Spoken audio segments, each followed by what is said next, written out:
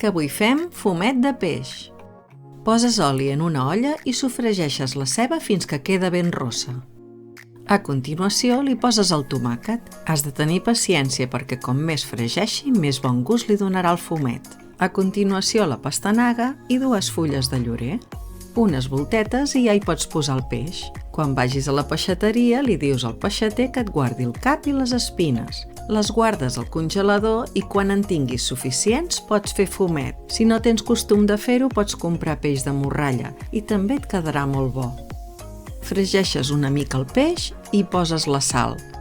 Unes voltetes perquè la sal es reparteixi i emplenes l'olla amb aigua. Jo he utilitzat una olla de 5 litres i l'empleno deixant 2 dits per arribar a la vora.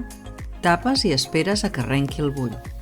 Quan comença a bullir desescumes per eliminar les impureses i ho deixes bullint durant 2 minuts. Passat aquest temps ja pots parar el foc i tapar l'olla. La introdueixes dins la CCM i la deixes de 2 a 3 hores. Treus l'olla de dins la CCM i ja estarà el fumet fet. Només caldrà colar-lo.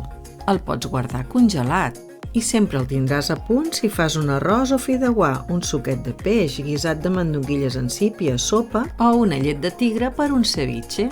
Així de fàcil és fer el fumet de peix, natural i sense conservants. Utilitzant una olla de 5 litres surten 2 litres 100 de fumet. Avui l'hem fet de peix però també el podem fer de marisc. Fàcil, fàcil. Si t'ha agradat el vídeo, regala'm un m'agrada i comparteix. Cuina de consum mínim. Cuina sostenible.